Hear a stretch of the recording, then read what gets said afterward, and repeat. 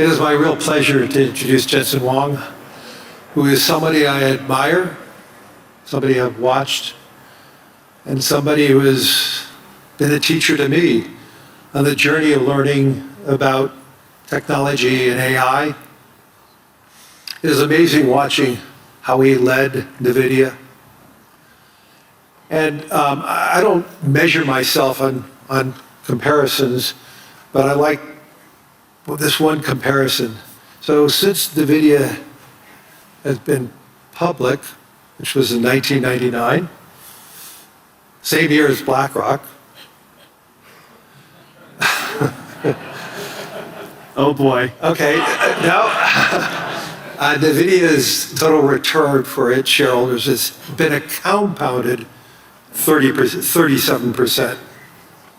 Just think about that. What would that mean to every pension fund if they invested in NVIDIA as an IPO? The amount of successes we have with everybody's retirement. At the same time, BlackRock's annualized total return has been 21%.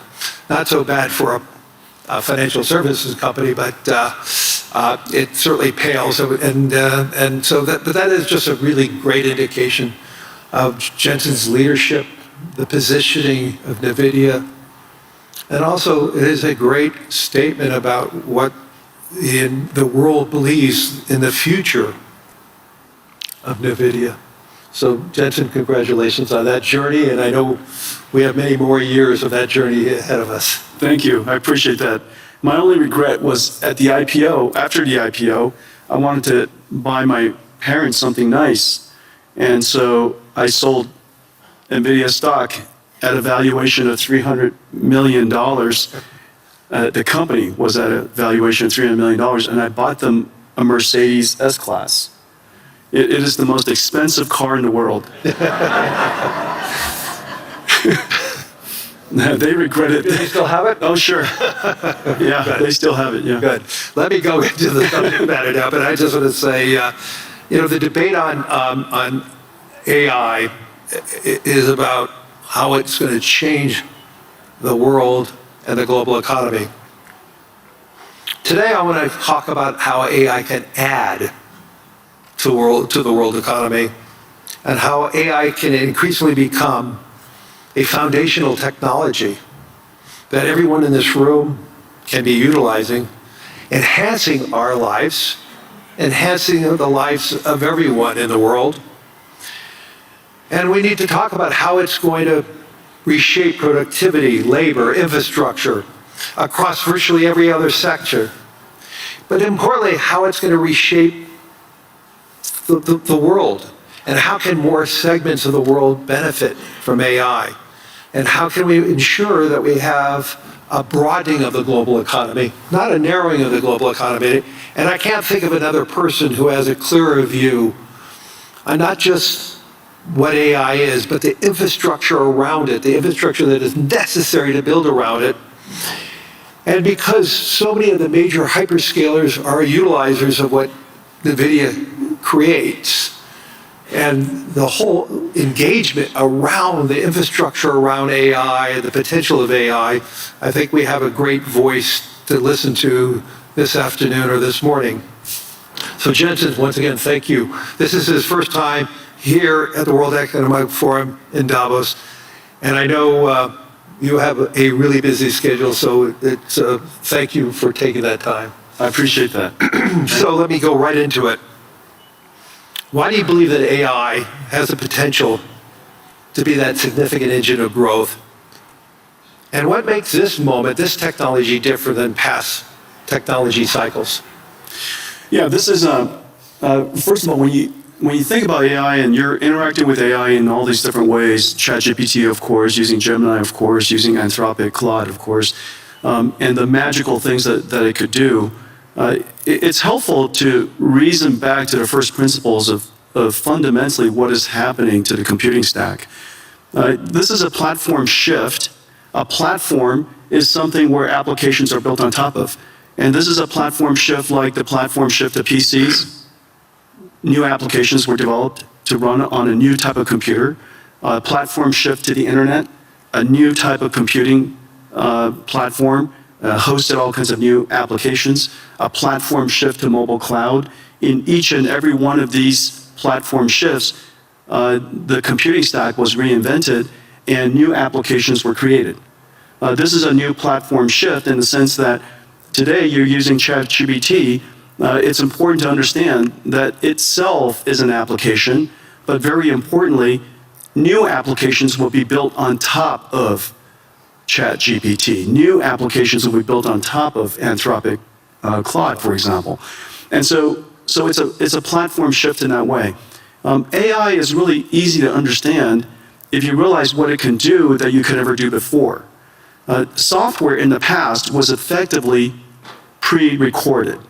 Humans would type and describe the algorithm or the recipe for the computer to execute.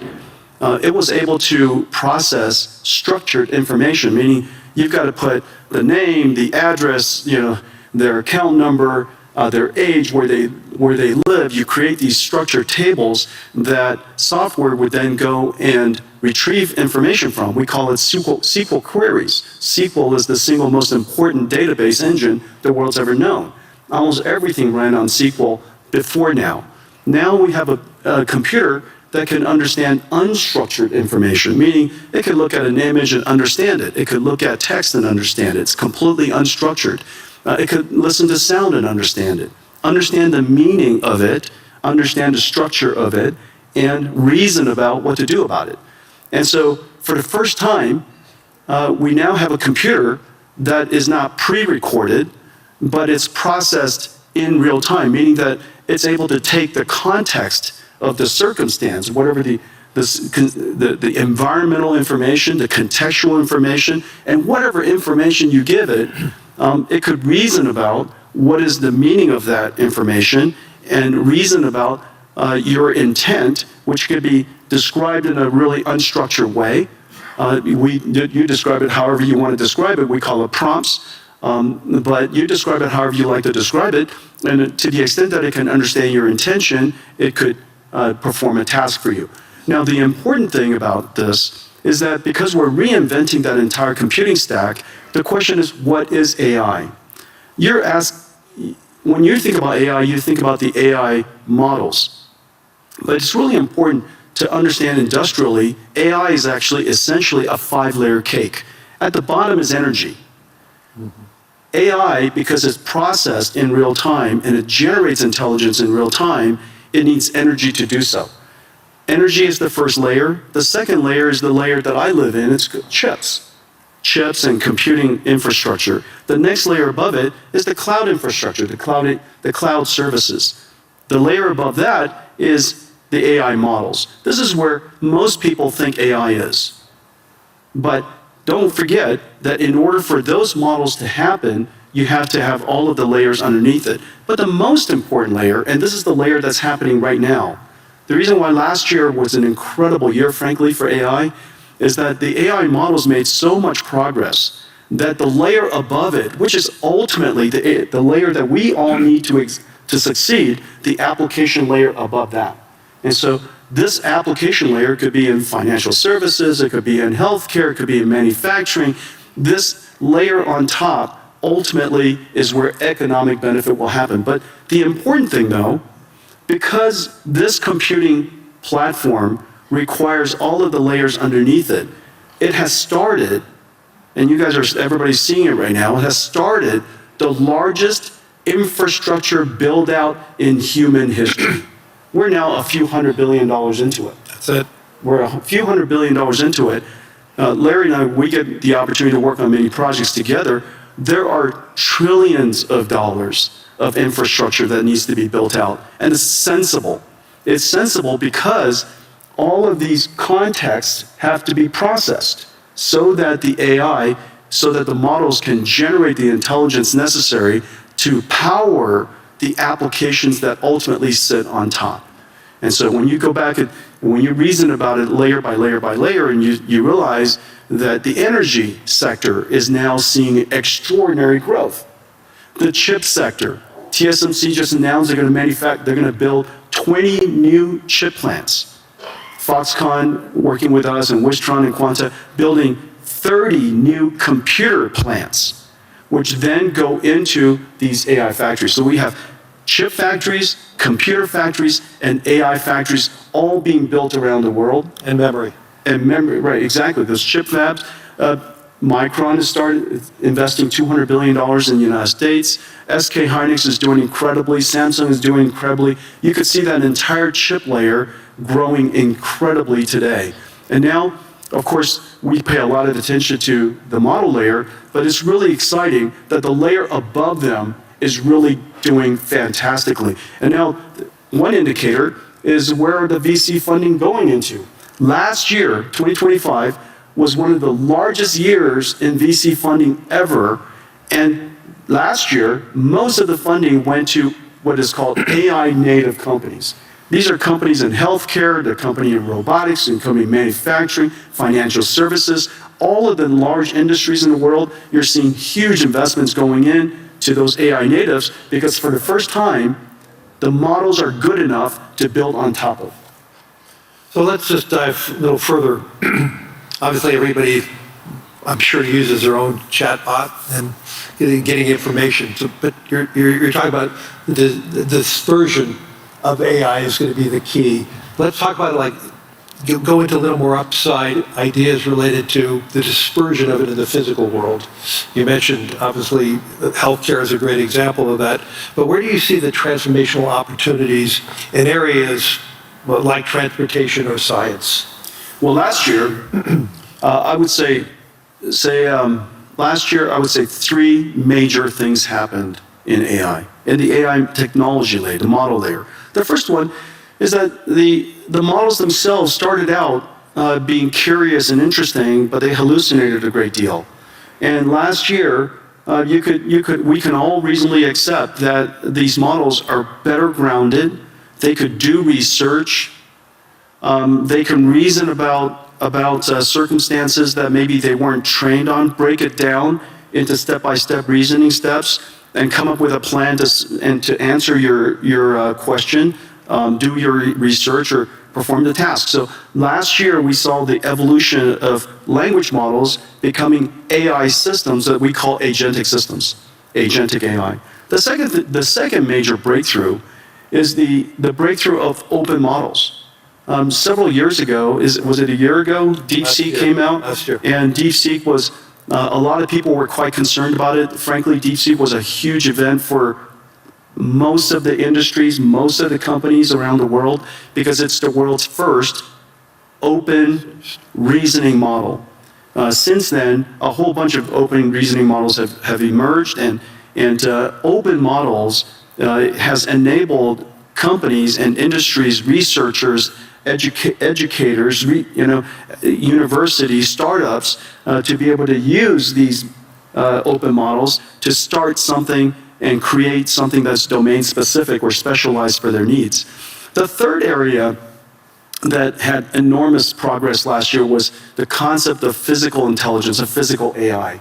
AI that understands not just language, but AI understands, if you will, nature. And it could be AI that understands the physical world here, AIs that understand proteins, chemicals, natural physics, for example, fluid dynamics, particle physics, quantum physics, AIs that are now learning all these different structures and different languages, if you will. Proteins is essentially a language.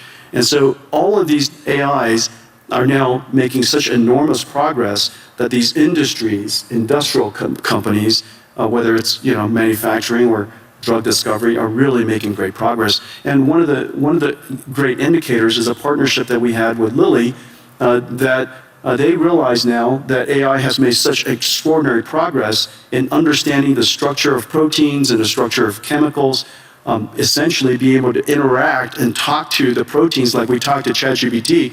We're going to see some really big breakthroughs. So all these breakthroughs raises concerns about the human element. You and I have had many conversations on this, but we need to tell the whole audience, there is a huge concern that AI is going to displace jobs. And you've been arguing the opposite. Obviously, the build-out of AI, as you talked about the biggest infrastructure build-out in history is going to occur, which Energy is creating jobs. The Yeah. chips industry is creating jobs. The infrastructure layer is creating jobs. Land, power, and shell. Jobs, jobs, jobs. I mean, right? It's incredible. So let's get into that in a little more detail. So you actually believe we're going to face labor shortages. And so how do you see that AI and robotics changing the nature of work rather than eliminating it? Yeah, there's several different ways that we could think through it. First of all, this is the largest infrastructure build out in human history. Yep. That's going to create a lot of jobs. And it's wonderful that the jobs are related to tradecraft. And we're going to have plumbers and electricians and construction and steel workers and network technicians and people who install and fit out the equipment. And all of these jobs, in the United States, we're seeing quite a significant boom in this area. Salaries have gone up, nearly doubled. Yeah. And so we're talking about six-figure salaries for people who are building chip factories or computer factories or AI factories. And we have a great shortage in that. And I'm really delighted to see so many people in so many countries really recognizing this important area. You know, everybody should be able to make a great living. You don't need to have a PhD in computer science to do so. And so I'm delighted to see that. The second thing to realize, and so we theorize about the automation of tasks and things like that, and what is the implication to jobs.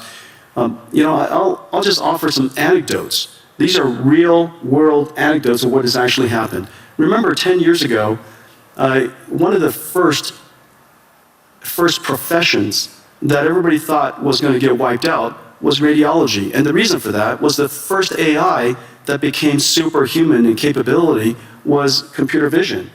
And one of the largest applications of computer vision is studying scans by radiologists. Well, 10 years later, it is true that AI has now completely permeated and diffused into every aspect of radiology. And it is true that radiologists use AI to study scans now. The impact is 100%, and the impact is completely real. However, not surprisingly, I say not surprisingly, if you reason from first principles, not surprisingly, the number of radiologists have gone up. Is that because of lack of trust or is that because the human interaction with the results of AI Exactly. is a better outcome? Exactly. The reason for that is because a radiologist, their job, the purpose of their job is to diagnose disease, to help patients diagnose disease. That's the purpose of their job. The task of the job includes studying scans.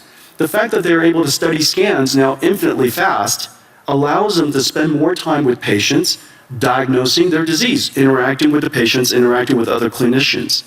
Well, surprisingly, also not surprisingly actually, as a result of that, the number of patients that the hospital can see has gone up.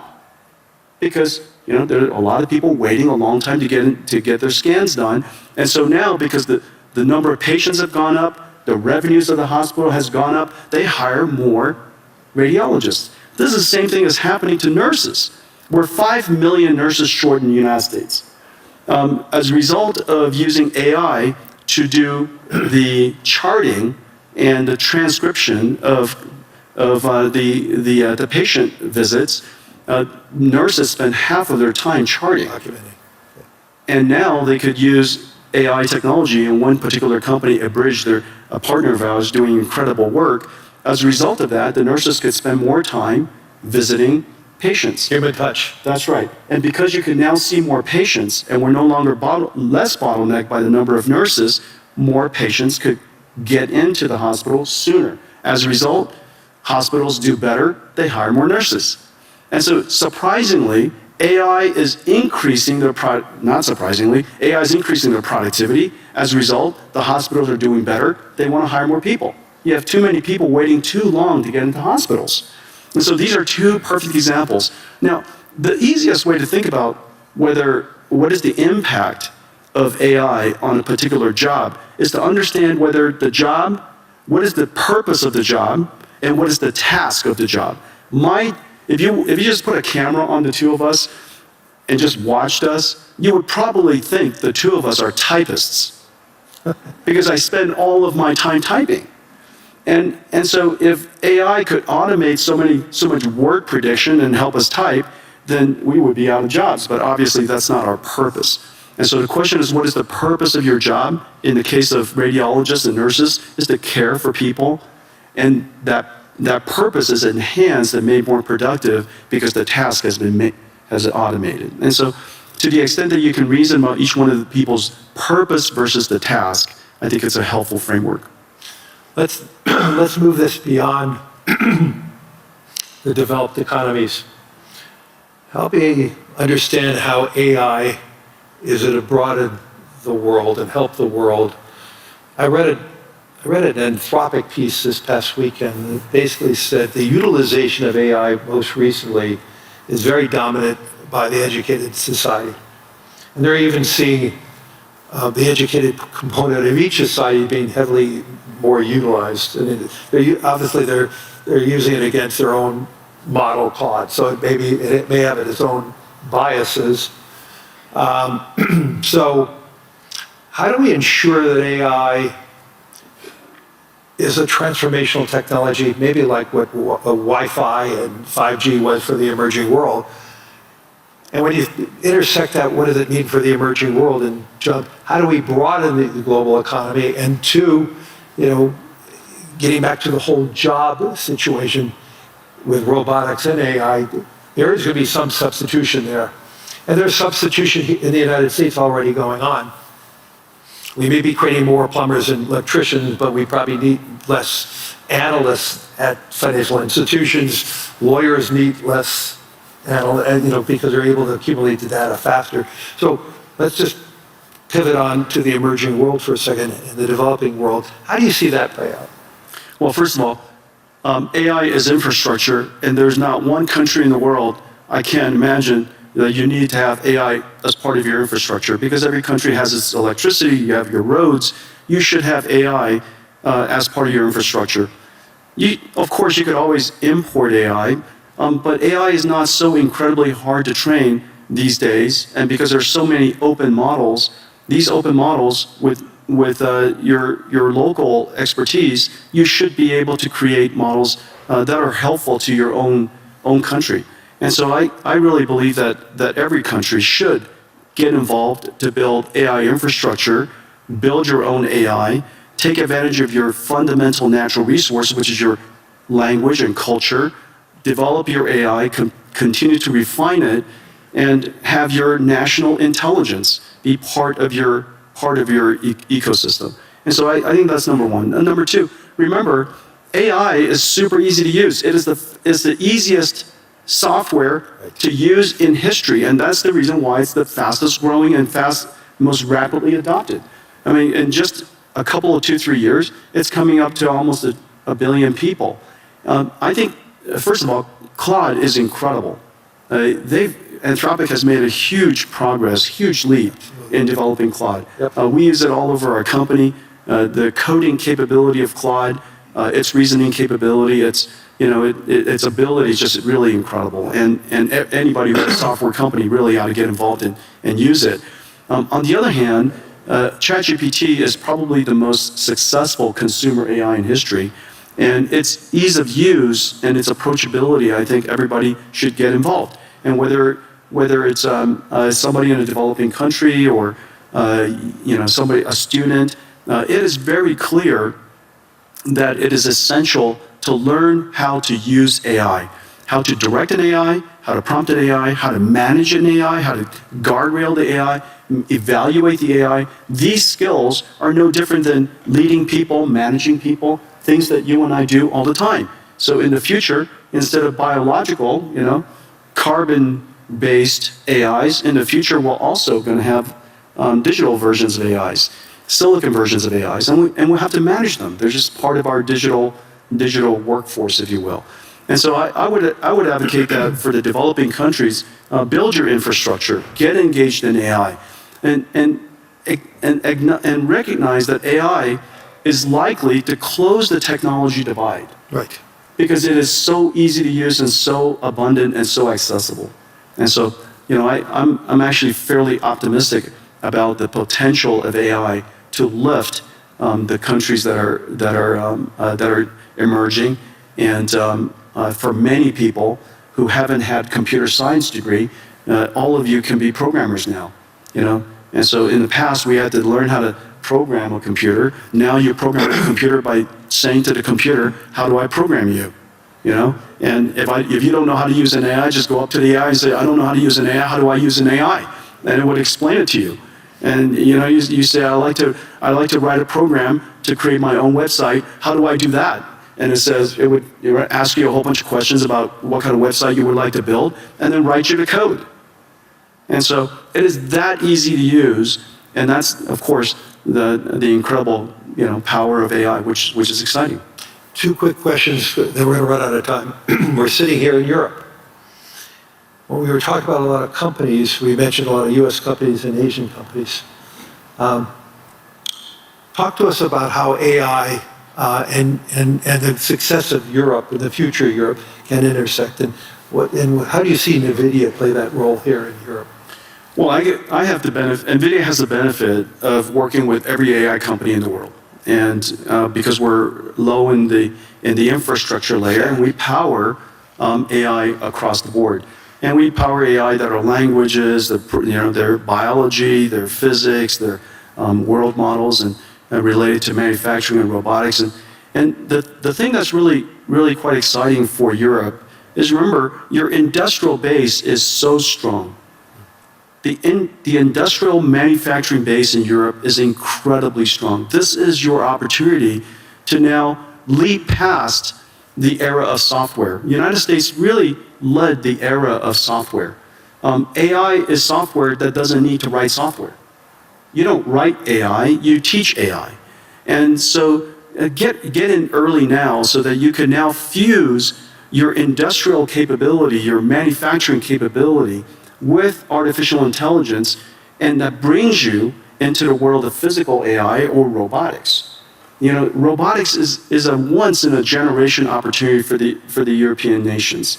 And whether it's, all of the countries that I visit here, industrial base is really, really strong. The other thing to realize is that so much of the deep sciences are still very, very strong here in Europe. Right. And the deep sciences now have the benefit of applying artificial intelligence to accelerate your discovery.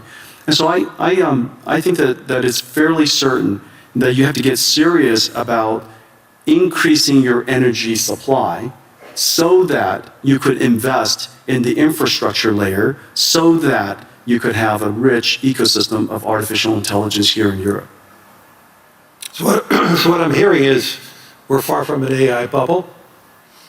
The question is, are we investing enough? Let's turn it around, because there's so many people talking about a bubble, but the question is, what I'm hearing from you is, are we investing enough to do what we need to do to broaden the global economy?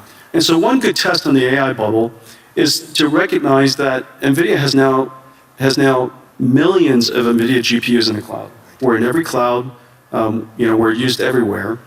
And if you try to rent an NVIDIA GPU these days, it's so incredibly hard. And the spot price of GPU rentals is going up. Not just the latest generation, but 2-generation-old GPUs. The spot price of rentals are going up. And the reason for that is because the number of AI companies that are being created, the number of companies shifting their R&D budget, Lilly is a great example. 3 years ago, most of their R&D budget, all of their R&D budget, was probably wet labs. Notice the big AI supercomputer that they've invested in, the big AI lab, increasingly that R&D budget is going to shift towards AI. And so the AI bubble comes about because the investments are large. And the investments are large because we have to build the infrastructure necessary for all of the layers of AI above it. And so I think the opportunity is really quite extraordinary. And everybody ought to get involved. Everybody ought to get engaged. We need more energy. I think that we all recognize that. We need more land power and shell. We need more trade skill workers. And in fact, that population of workforce is so strong here in Europe. Yes. In a lot of ways, the United States lost that in the last 20, 30 years. But it's still incredibly strong here in Europe. It's an extraordinary opportunity you have to take advantage of. And so I would, I know that where Larry and I work, we see the investment opportunities and the investment scale is going up. The number of startups, as I mentioned earlier, that 2025, the largest investment year in VC history, over $100 billion around the world, most of it was AI natives. And so these AI companies are building basically the application layer above. They're going to, and go build this future. And I actually believe it's going to be a great investment for pension funds around the world to be a part of that, to grow with this AI world. And this is one of my messages as so many political leaders. We need to make sure that the average pensioner, the average saver is a part of that growth. If they're just watching it from the sidelines, they're going to feel left out. And we want to invest in infrastructure. Right. Infrastructure is a great investment opportunity. This is the single largest infrastructure build-out in human history. Yep. Get involved. We're out of time. Hopefully everybody in the audience and everybody on the web streaming is seeing the power of Jensen Huang as a leader, not just a leader in technology and AI, but a leader in business and also a leader in heart and soul, which is really important today, having that leadership from the heart and the soul. So thank you, everyone. Thank you, everybody.